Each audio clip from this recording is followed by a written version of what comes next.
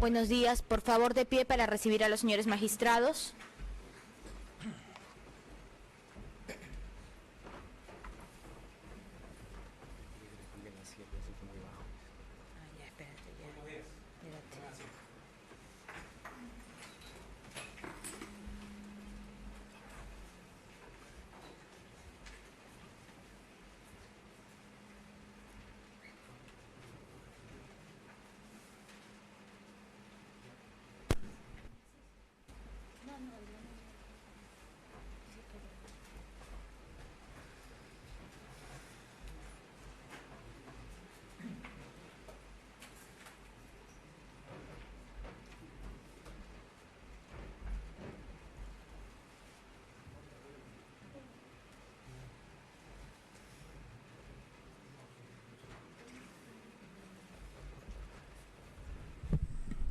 Buenos días.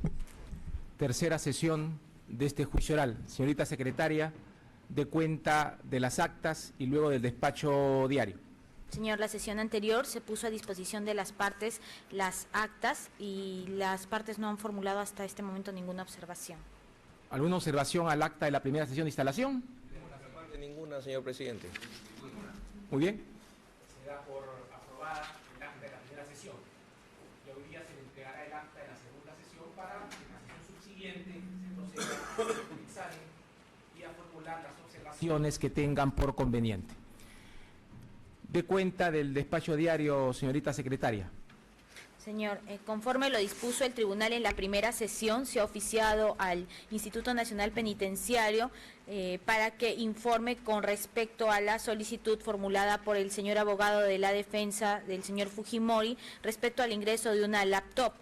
El INPE ha respondido, señor, y ha adjuntado una serie de normas con fecha 12 de diciembre, las mismas que por secretaría han sido alcanzadas a cada una de las partes el día de hoy. Dado el volumen de la información a propósito del pedido de las partes, lo que vamos a hacer es la sesión del día lunes, habida cuenta de la información para que se pronuncien y el día lunes vamos así a resolver ya la petición de la parte acusada. Muy bien. Señor, el tribunal con fecha 12 de noviembre del año en curso, en el auto de enjuiciamiento reformulado, dispuso se oficie remitiendo a la oficina médico-legal las historias clínicas de las personas de Tomás Livias Ortega, con Natividad Condorcahuana Chicaña y Felipe León León. Secretaría ha cumplido con tal diligencia, sin embargo, el Ministerio Público, a través del Instituto de Medicina Legal, responde que para poder pronunciarse respecto a la petición formulada por la sala, se requieran las historias clínicas de estas personas al Hospital 2 de Mayo, señor, e Hipólito Unanue, respectivamente. Muy bien, como solicita la oficina médico-legal, vamos a requerir al Hospital 2 de Mayo remita a este tribunal para su análisis correspondiente las historias clínicas a que hacen mención. También, señor, con respecto al certificado de la señora Natividad Condorcahuana Chicaña, si bien el Instituto Médico Legal solicita la historia clínica, ha informado también en un oficio de último momento que la conclusión a la que arriba es una atención facultativa de 10 días, incapacidad médico-legal de 120, y solicita que esto se adjunte a la historia clínica solicitada. A los autos con conocimiento de las partes. Finalmente, señor, en la sesión pasada, la sesión del día 12, el representante del Ministerio Público solicitó poner a la vista del señor Fujimori un oficio remitido al Congreso el año 1991, el cual no corría en autos. Sin embargo, el Congreso de la República ha cumplido con remitir el pedido a solicitud de la sala, señor. ¿Cuál es ese documento que acompaña el Congreso? Es el documento que dirige el 20 de abril de 1991 el señor Alberto Fujimori, conjuntamente con el entonces presidente del Consejo de Ministros y Relaciones Exteriores, a través del cual solicita se formalice la petición de facultades delegadas conforme se anunció el día 15 de abril de 1991 durante la presentación del gabinete ministerial de esa época, señor. Se procederá a entregar copia a las partes para su análisis y a los autos teniéndose presente. Eso es todo. Continuando con la sesión, continúa el turno del Ministerio Público para el interrogatorio del acusado aquí presente. Señor fiscal, tiene usted el uso de la palabra. Señor presidente, en primer lugar, la Fiscalía quiere puntualizar lo siguiente. Por razones que todos conocemos, el señor fiscal supremo titular se encuentra de duelo por fallecimiento de un familiar. Es por dicha razón que quien habla va a asumir en esta oportunidad, va a continuar con el interrogatorio del acusado Alberto Fujimori. Eso quiero expresamente dejar constancia en autos en mi condición de fiscal adjunto supremo de dicha fiscalía. Sí. Creo que no hay ningún problema, es una línea clara del Ministerio Público con su autonomía de fijar quién interviene en las audiencias. Por consiguiente, ¿está usted habilitado, señor fiscal, para el interrogatorio? En segundo punto, quiero puntualizar que siguiendo nuestra teoría del caso, nosotros vamos a retomar algunos aspectos que han quedado sueltos y que en nuestro criterio necesitan una aclaración por parte del acusado Fujimori. Al lugar, sigue usted. Acusado Fujimori, ¿me escucha usted bien? Responda, ¿me escucha o no? Sí. Cuando yo hablo, usted responde, ¿me entiende?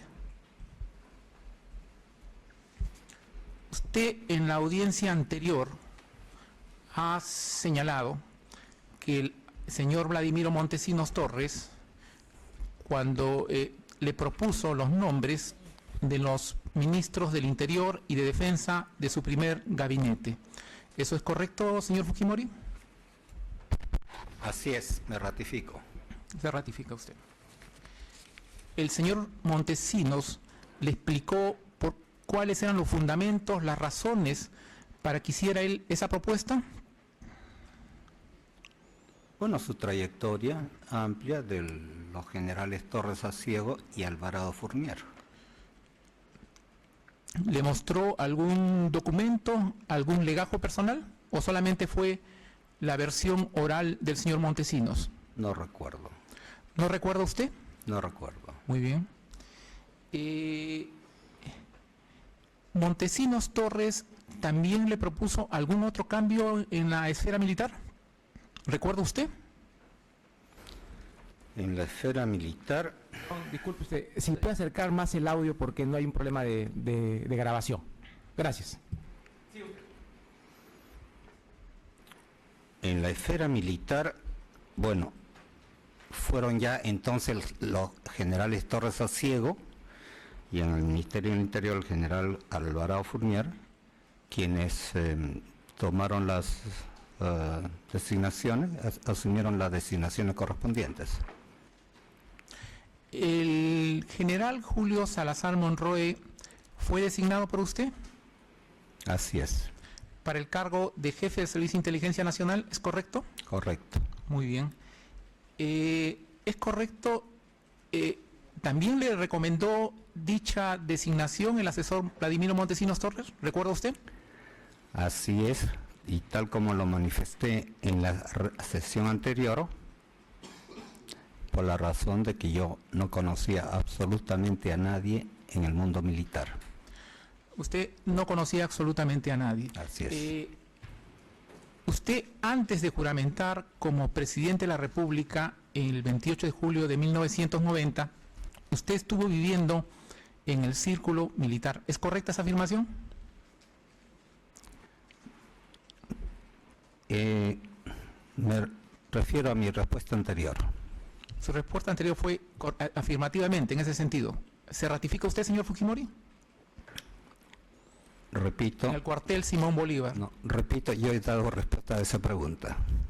En ese lugar, el señor Vladimiro Montesinos Torres convocó al general Julio Salazar Monroe antes de que usted juramente, y ahí le propuso el cargo de jefe del Servicio de Inteligencia Nacional a dicho general del Ejército. ¿Recuerda usted ese hecho? No recuerdo. El señor Montesinos ya ofrecía cargos, de altos cargos a nivel militar, inclusive antes de que usted juramente. ¿Recuerda usted eso? Me refiero a mi respuesta anterior. Es que usted no ha respondido a eso, señor Fujimori. Me acojo a mi derecho al silencio. Ruego que la sala tome nota del silencio que está adoptando el señor Fujimori. Señor director de parte, si me permite, quizás mi patrocinado se confunde porque el señor fiscal hace afirmaciones y luego respecto a la afirmación que él hace, le pregunta a mi cliente si está de acuerdo o no con su afirmación. Y entiendo que esa no es una manera adecuada de estructurar una pregunta.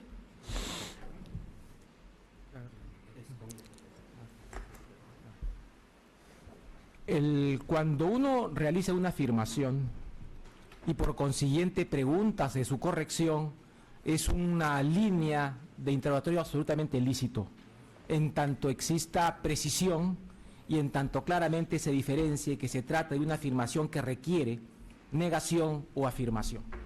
Por consiguiente, la objeción carece de validez y por tanto continuamos con el interrogatorio. Pero sí le pido a usted, señor Fujimori, que responda puntualmente sí, no, etcétera, no remitirse a respuestas anteriores para llegar a una línea más clara en el tema. Señor director de debates, para no estar interrumpiendo en todo momento, como corresponde como abogado, he instruido a mi patrocinado sobre las reglas del interrogatorio y en el artículo 247, inciso 2, se señala que no son admisibles preguntas repetidas sobre aquello que el acusado ya hubiera declarado, salvo la evidente necesidad de una respuesta aclaratoria, las cuales deben ser declaradas inadmisibles de oficio, porque señalo desde este momento, para no estar interrumpiendo, tampoco vamos a repetir un interrogatorio sobre pretexto de que alguien pueda considerar que fue deficiente y hoy se va a repetir.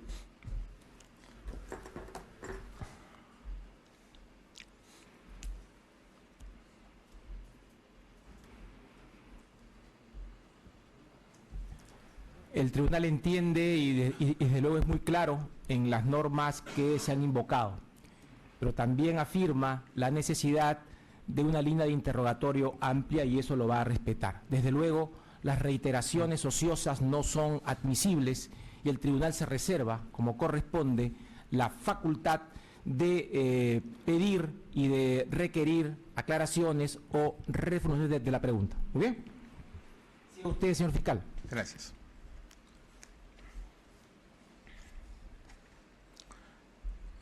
Dígame, acusado Fujimori, ¿cuándo se enteró usted que su asesor, Vladimiro Montesinos Torres, se encontraba impedido de ingresar a los cuarteles militares? No estuve enterado. Posteriormente, en algún momento se me informa de que había aparecido algo en la revista Caretas. Como ya mencioné, yo no leo esa revista. ¿En qué fecha, señor Fujimori? Muy posterior. No, no recuerdo. Posterior? No tengo el dato. ¿Quién le informa a usted que el señor Montesinos estaba impedido de ingresar al ejército? ¿En qué forma se entera usted? Porque usted no puede refugiarse en respuestas ambiguas. Usted no está respondiendo a las preguntas. Señor fiscal, por favor, sin comentarios sobre el tema, que el testigo, el acusado, conteste fluidamente. Responda entonces. ¿Cuál es su pregunta, por favor? ¿Cuándo se enteró usted que el señor Vladimiro Montesinos Torres se encontraba impedido de ingresar a los cuarteles del ejército? No recuerdo. No recuerda. Sí. Se tome nota de su respuesta entonces. ¿Cuándo se enteró usted que el señor Vladimiro Montesinos Torres había sido juzgado en el fuero privativo militar? Tal vez en el año 96, 97, mucho después. Ya, entonces nos ubicamos ya. En el 96, 97, usted se enteró de eso. ¿En qué forma se enteró usted? De los comentarios que habían. ¿Comentarios de quiénes? De algunas personas, no sé, en ¿Quiénes son esas general. personas, por favor? Quizá periodistas, algunos. ¿La revista Caretas probablemente? No, no leía Caretas ni leo Caretas. ¿Nunca lee usted Discúlpeme, nada, no. señor Fujimori? Sí leo los periódicos y me entero, pero no leía Caretas. Tampoco leo el día de hoy Caretas. Muy bien. ¿En qué forma se entera usted, señor Fujimori, ¿De qué? de esa información? De que el señor Montesinos había sido procesado en el fuero privativo militar. Sí, por alguna fuente que no recuerdo, no puedo precisar. Tal vez los periodistas, tal vez alguna notita suelta, no sé. Ya, es un hecho importantísimo. En el año 96, 97. Pero yo hago notar que el año 90 no conocía absolutamente nada de los antecedentes del señor Montesinos. Muy bien. Yo no conocía absolutamente a nadie que me pusiera en contacto con los mandos militares por los hechos ya conocidos, que después de la primera vuelta yo soy prácticamente marginado del mundo castrense. Totalmente marginado del mundo castrense, tomemos nota de su respuesta. Con una precisión, Sí. fue el comandante general, en ese entonces el presidente del Comando Conjunto, que hace una afirmación en el sentido de que el hijo de un inmigrante japonés no podía ser presidente. En ese sentido era la marginación. Muy bien. ¿Usted le informaron por qué tipo de delitos había sido juzgado en el fuero privativo militar el señor Vladimiro Montesinos Torres? No, Fue juzgado por traición a la patria. ¿Sabía usted eso? ahora lo sé. Por vender información al Ecuador. ¿Sabía usted eso? No sabía. Entonces a usted le dieron en el 96, 97 una información sesgada. Probablemente. Una persona que paraba al lado suyo, que lo asesoraba, que cogobernaba con usted, ¿y usted no sabía eso? Por Perdón, señor, ahí- perdón, disculpe, perdón. Yo lo que ruego, señor fiscal, es abstenerse de ese tipo de afirmaciones que lo que hacen es complicar una línea de interrogatorio fluida. Retiro el último comentario. Lo que estoy preguntando es si, cuándo se enteró que el señor Montesinos Torres había sido juzgado por el delito de traición a la patria. En realidad todo esto lo tengo muy impreciso. Son 10 años de actividad muy intensa y en todo caso le aclaro que no gobernaba con Alberto Fujimori. No cogobernaba con Alberto Fujimori. Así es. Muy bien. ¿Supo usted que el señor Montesinos Torres le vendió información clasificada de las Señor Fuerzas director de Armadas? debates, Sí, señor abogado. Señor director de debates, no pretendo oponerme a la pregunta, solamente solicitar, porque ya es una línea de interrogatorio, no es una o dos preguntas, quizás con todo derecho el señor fiscal marque un bloque de preguntas. Quisiera que le señale a la sala cuál es la relevancia de determinar conocimientos de 1996 y 1997 para el juzgamiento de estos hechos que son 90, 91 y 92. Si establece una línea de ubicación, no tengo nada que oponerme. ¿Puedo dar respuesta? Señor presidente, en nuestra acusación escrita, nosotros hemos construido nuestra teoría del caso en la construcción del binomio Fujimori-Montesinos. Y eso se proyecta no solamente hasta el 92. Montesinos existe en el mundo real de Fujimori hasta el 14 de noviembre del año 2000, hasta la difusión del video. En tal sentido, nosotros analizamos un patrón de conducta. En ese sentido, si nosotros pretendemos probar que en los niveles de decisión del Grupo Colina participaba activamente el señor Montesinos, tenemos que interrogar sobre su participación, sobre su real importancia. En ese sentido va nuestra pregunta. Hacia eso construimos nuestro caso. Las partes no pueden estar antes anticipando cuál es el supuesto de pertinencia. Eso se ve caso por caso, pregunta por pregunta en la línea del tema. Por consiguiente, voy a rogar a las partes que respetemos las líneas de interrogatorio. Vamos a ser muy amplios, pero desde luego circunscribiéndonos a lo que es la lógica de imputación. Así pues que yo ya pido que no interrumpamos más esta línea, en tanto en cuanto, por supuesto, no hay una pregunta frontalmente impertinente. Muy bien, continúe usted, señor fiscal. Perdón, señor presidente, ¿me permite hacer la consulta?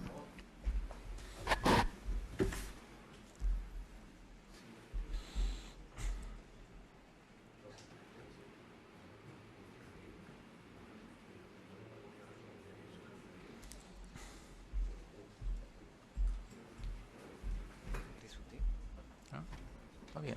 Sí, Disculpe. usted, señor fiscal.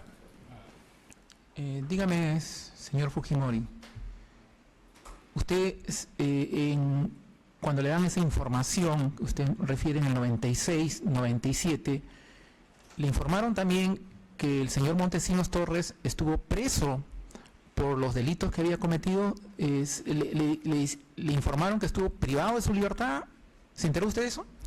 Sí, consultado con mi abogado de la defensa, yo he decidido acogerme a mi derecho al silencio porque considero que esos hechos son muy posteriores a los crímenes de los años 91-92. Que quede constancia en auto, señor Se presidente. deja constar.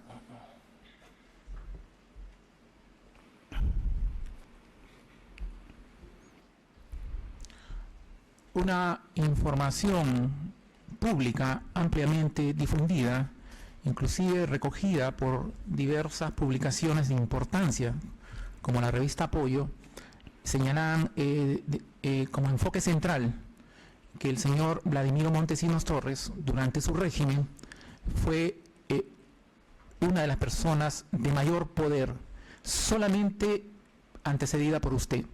El número 2, y es una constante durante todo su régimen. ¿Qué reflexión le motiva a usted esa información que ha sido difundida, no solamente acá, sino a nivel mundial, sobre la percepción de los empresarios, de la opinión pública sobre el real poder? Sí, señor abogado. Las preguntas tienen que basarse en afirmaciones que estén en la acusación y en la concepción amplia de la sala que sean ciertas. Yo sostengo firmemente que 90, 91 y 92 no existe ninguna encuesta de ese tipo. Y él está refiriendo, el señor fiscal, que son encuestas que existen durante los 10 años de gobierno. A ver, quiero ser bastante claro en la línea de cuál es la línea de la acusación. Y una pertinencia amplia tiene que ver con toda una lógica de hechos y luego hechos futuros que tienden a afirmar lo que, o que podrían explicar en la línea de la acusación lo ocurrido tiempo atrás. Esa es la línea que el tribunal entiende que es pertinente a los efectos del interrogatorio. Por consiguiente, la idea es básica. Ahora bien, cuando se formulan apreciaciones de hecho, sí lo que sí invoco al fiscal es que haga la precisión de fecha y circunstancia. El acusado tiene derecho a que las preguntas sean puntuales y ya lo ubiquen en un escenario temporal y del lugar determinado. Por tanto, las preguntas tienen que tener ese nivel y invoco por consiguiente esa línea de interrogatorio.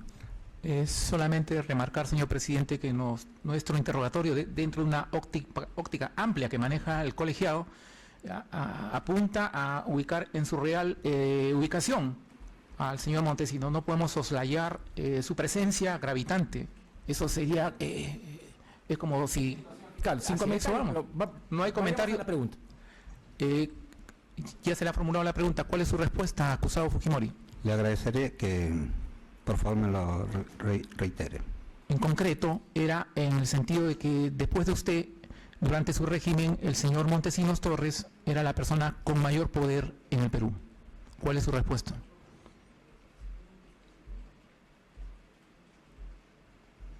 No la veo clara la pregunta, por lo que me abstengo.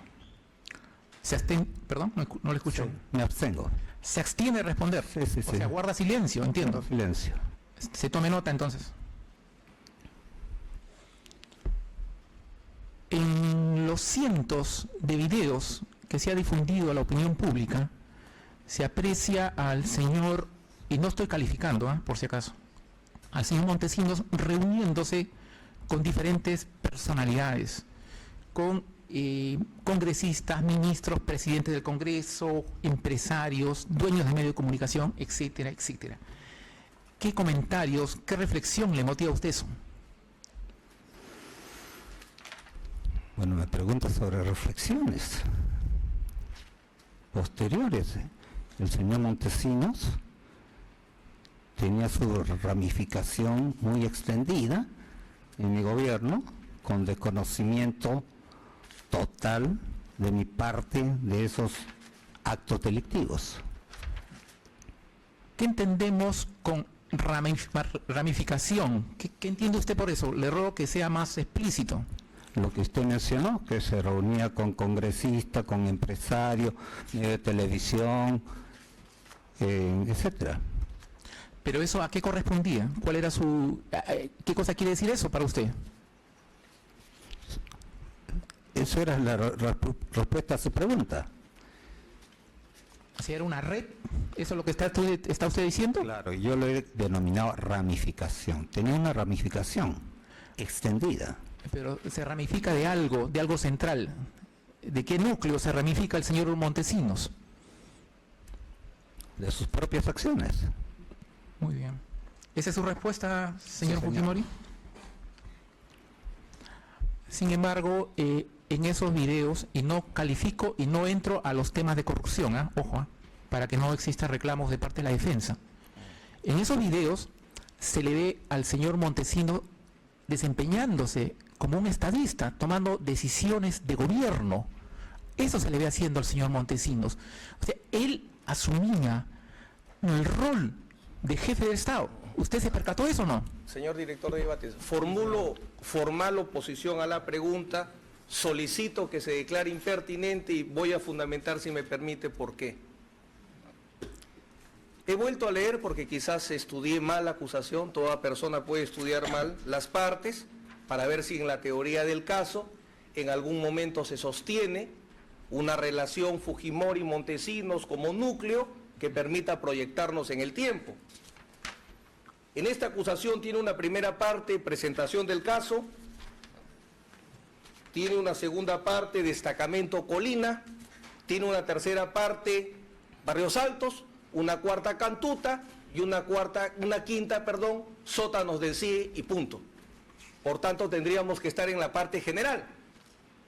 Y en la parte general, esto es en la presentación del caso, la vinculación que efectivamente sostiene el Ministerio Público en su tesis de acusación es estrictamente respecto a la existencia del Grupo Colina. Una vinculación que existió entre el presidente Fujimori y el ex asesor que permitió la dirección del Grupo Colina. Y le señalan fecha de terminación, como indiqué en la audiencia anterior, a la actuación del Grupo Colina. Ustedes perfectamente conocen, porque muchas veces han participado en casos, cuando hay una imputación de asociación ilícita en la cual se involucra al presidente Fujimori y se refiere que durante todo su gobierno una red de corrupción manejó. Varias sentencias se han emitido en esa manera.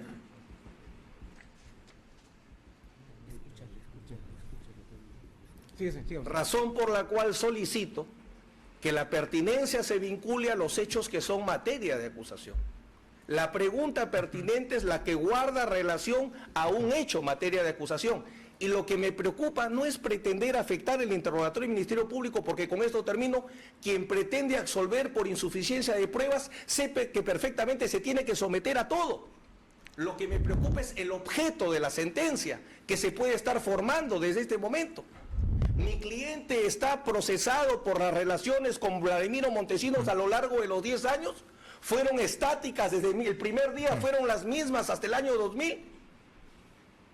Eso no se sostiene. Él debe ser juzgado, entiendo, por la relación con Vladimiro Montesinos que haya tenido de 1990 a 1992. Por esta razón solicito se declare impertinente. Una fiscal muy breve. El señor abogado realiza una afirmación, pero en base a una información sesgada. Probablemente por su excesivo trabajo no ha leído las otras acusaciones del Ministerio Público y nosotros hemos hecho una acumulación, ha sido un pronunciamiento acumulativo y hemos también sostenido la primera acusación que se hizo en el 2004 y la acusación de 2007 que hizo el señor doctor Pablo Sánchez Velarde. Y solamente le cito un párrafo y ahí en la primera acusación se desarrolla. El ex capitán Montesinos Torres en la práctica era la voz por la cual se expresaba Fujimori. Solo sin su apoyo del expresidente Montesinos Torres no pudo haber diseñado y creado conjuntamente con los altos mandos del ejército al Grupo Colina. Los dos, Fujimori y Montesinos, se necesitaban mutuamente para actuar y tomar decisiones de importancia, y etcétera, y etcétera. Nosotros desarrollamos la construcción Fujimori y Montesinos desde nuestro primer pronunciamiento. Es en ese orden de ideas que nosotros estamos desarrollando nuestro interrogatorio. No estamos formulando ningún otro cargo, no estamos atribuyéndole nada. Además, los jueces, y usted lo conoce mejor que yo, no solamente se enfoca el hecho en sí, sino la conducta anterior y posterior de un procesado. Esa es obligación legal. ¿La parte civil alguna intervención?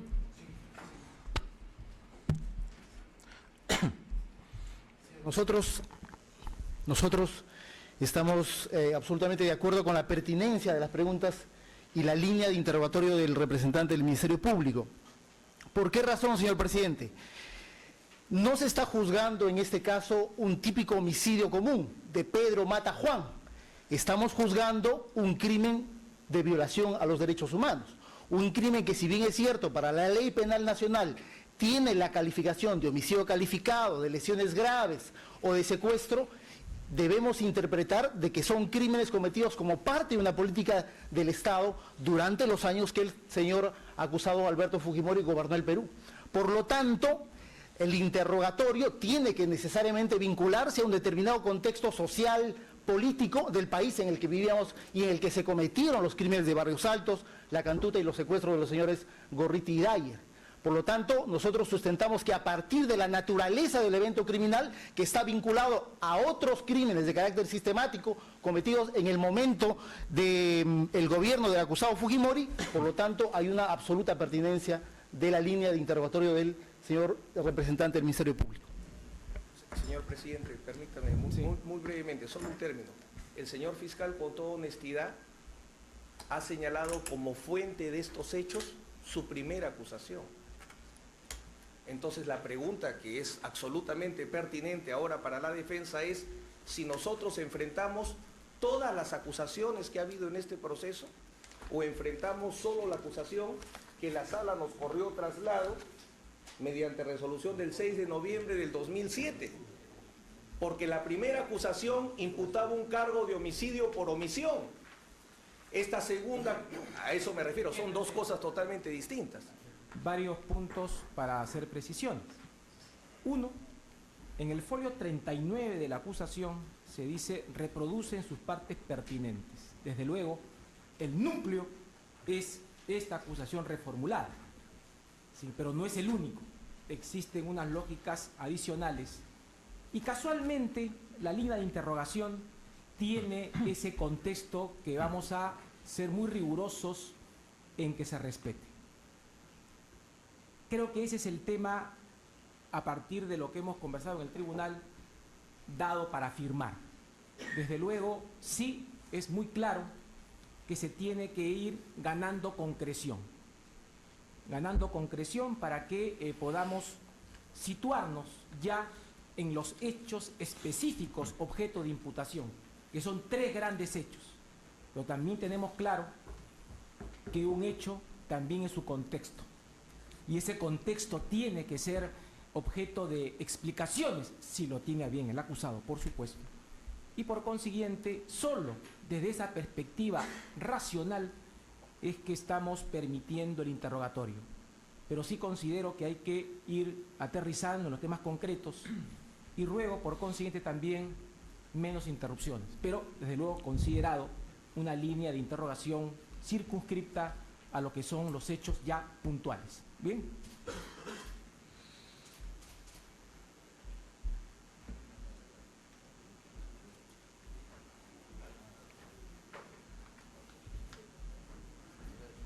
Finalmente, disculpen ustedes, la sala sabe muy bien cuál es el objeto del proceso. Y tenga usted plena seguridad, señor abogado defensor, que no nos impresionan una serie de temas. Nosotros sabemos exactamente cuál es el ámbito y la construcción de nuestra decisión se va a ir dando a propósito de los interrogatorios y fundamentalmente tenemos un marco. Y ese marco, que es la acusación, que es la imputación y la defensa, vamos a respetarlo escrupulosamente. Muy bien. Ya se va a hablar con...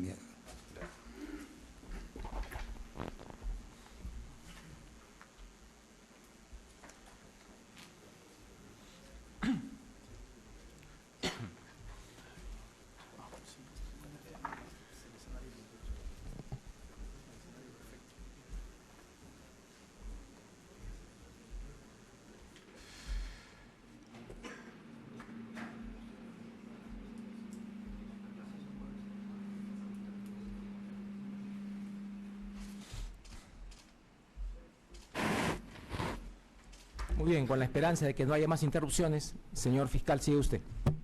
Su respuesta, acusado Fujimori, a la pregunta. Disculpen que perdió la ilación. ¿Podría usted repetirlo nuevamente? ¿Qué cosa ha perdido? Perdón. La pregunta. Ha perdido la pregunta. Que le decía que el señor Montesinos se le ha visto en cientos de videos actuando como un verdadero jefe del Estado ante una serie de personalidades. ¿Cuál es su respuesta ante eso? ¿Usted estuvo enterado de eso? De alguna forma, porque es uniforme y central todas las declaraciones de las personas que concurrían a reunirse con Montesinos. Decían que era por invitación suya. O sea, el señor Montesinos invocaba, decía, por encargo del señor presidente de la República, lo cito a usted. Es por eso que, por ejemplo, el presidente del Consejo de Ministros, el presidente del Congreso, asistían al CIN a reunirse con el señor Montesinos, con un simple asesor. Esa es la reflexión, esa es la pregunta. ¿Usted estuvo enterado de eso? ¿Usted autorizó esa convocatoria del señor Montesinos? Esa es en concreto. Ya, bueno, su pregunta contiene esta afirmación: verdadero jefe de Estado. Yo no lo acepto, lo rechazo, no es cierto. Jefe de Estado era yo. En cuanto a su pregunta sobre que los presidentes del Consejo de Ministros, los ministros, empresarios asistían, es una materia de cada uno de esos intervinientes, de cada una de esas personas, no de quien habla. Y si el señor Montesino hablaba que por encargo del señor presidente, le afirmo y reafirmo que yo no he autorizado ese tipo de reuniones.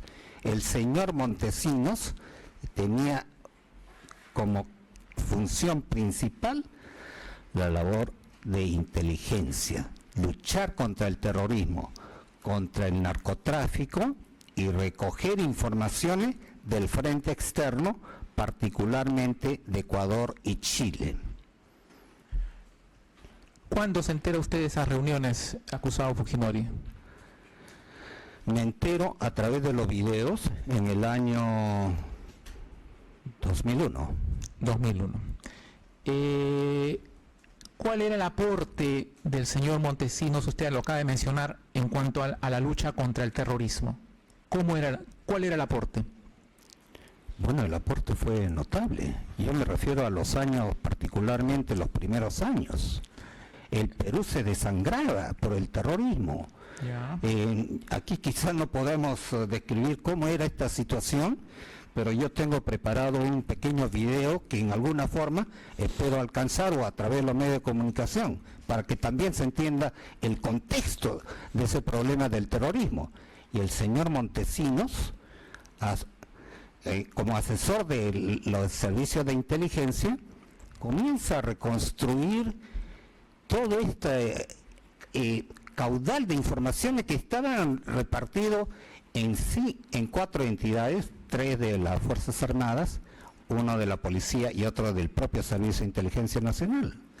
Él coordina para que esas informaciones coherentes se cohesionen, se trabaje de una manera conjunta y no dispersa, a fin de lograr las capturas, desarmar a Sendero Luminoso, el MRTA y cualquier otro grupo que pudiera haber. ¿Cómo se materializaba ese aporte del señor Montesinos? ¿Cómo se plasmaba eso? ¿Podría usted precisar un poco más su pregunta? Ese aporte, ¿cómo se materializaba? ¿En qué forma? ¿En qué forma? ¿Cómo le entregaba informes mensuales, diario? ¿Cómo era la labor del señor Montesinos? El Servicio de Inteligencia, y como todas otras entidades, trabajan en forma autónoma.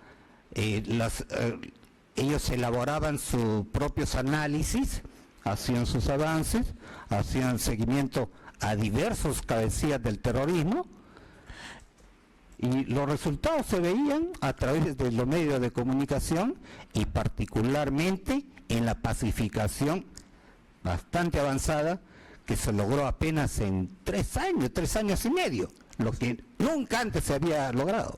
Usted le entregó entonces al señor Montesinos el rol de dirigir todo lo que es el aparato de inteligencia del Estado peruano. ¿Es correcta esa afirmación?